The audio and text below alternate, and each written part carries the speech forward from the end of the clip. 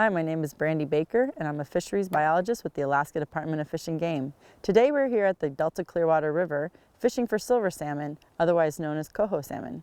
Let's get started. The Delta Clearwater River is located 100 miles south of Fairbanks, off the Richardson Highway, near the city of Delta Junction. It's a 20-mile-long spring-fed river that flows into the Tanana River. The flow is consistent all year long due to the groundwater that feeds it from the Alaska Range aquifer. The river can be accessed from the Clearwater State Recreation Site, a state campground and boat launch. It provides seasonal outhouses and campsites for users. Fishing from shore is easily done from the campground. Hip boots or chest waders are recommended as the shoreline can be covered in snow or ice in the late fall, making the bank slippery to stand and fish from. The shoreline below ordinary high water is public access, but higher banks along the river below the boat launch are a mix of private property and state land. Please be mindful of the private property signs. Fishing from a boat is the more popular method along the river. The river is shallow and most people run a jet boat or float in a raft or canoe to fish. Be aware that as the weather gets cold, the boat ramp can be extremely icy. If you plan to launch in these conditions, it's a good idea to have chains. Remember safe boating practices, as this is a narrow river with lots of blind corners and many users during peak times of the season. Some helpful tips: stay river right. Be aware of where you anchor.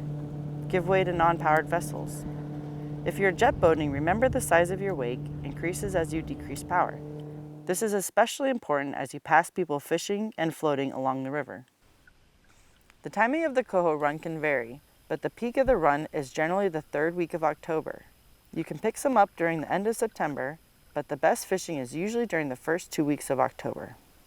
Most people don't keep these salmon because they have traveled a long way upriver and used up most of their fat reserves, so the flesh tends to be not very firm.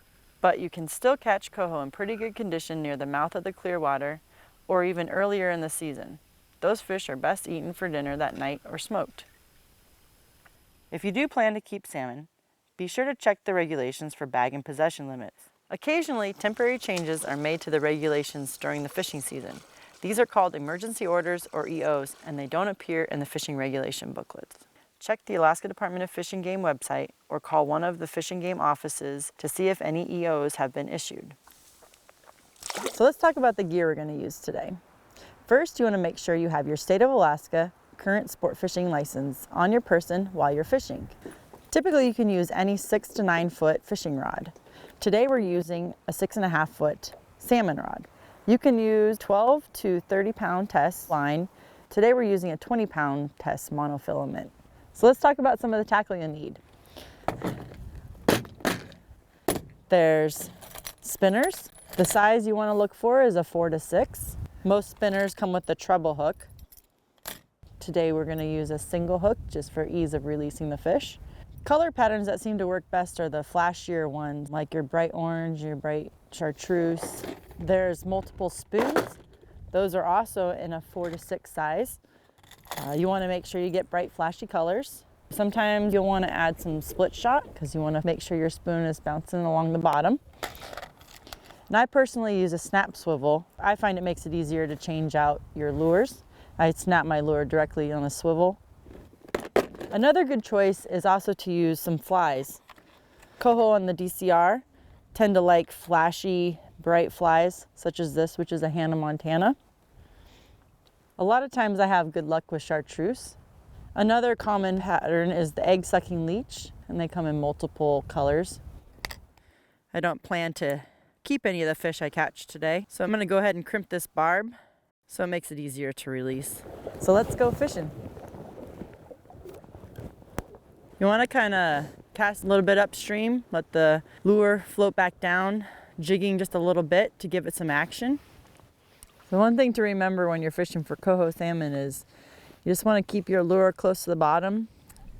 The coho generally tend to hang near the bottom in the slack water, taking rest as they migrate further upstream to their spawning areas.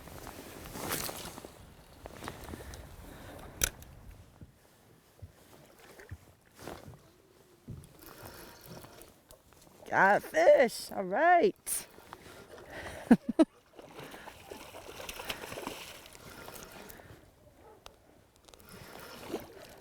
The bonus to a beautiful day, actually hooking into a silver on the Clearwater. All right, we're gonna walk this fish back to shore to release him. So we're in a little bit shallower water to handle him with.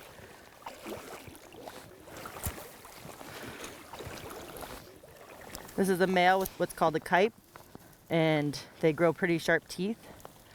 So with this hook being a little deeper, I'll use my pliers. We're gonna just point him upstream into the current, just kind of let him go his way. All right, nice coho.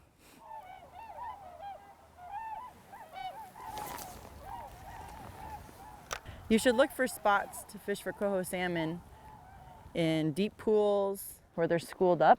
As fish swim upriver, they take breaks in certain areas. A lot of that's that slack water. You can look for them near mouths of sloughs, on inside bends of corners, holes behind structure from logs that are downed in the riverbed. Anywhere where the water current slows down and they hold up on their migration upriver. They've just traveled from the Pacific Ocean and they're back onto their spawning grounds and they're not actively feeding. So you're not trying to match their food source. You're trying to just get a bright lure in front of their face so they'll strike.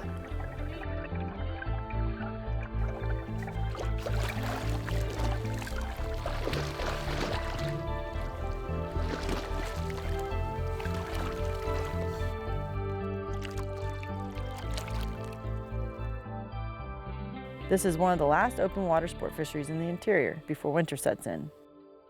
There's nothing better than sight casting for coho in crystal clear water on a beautiful fall day.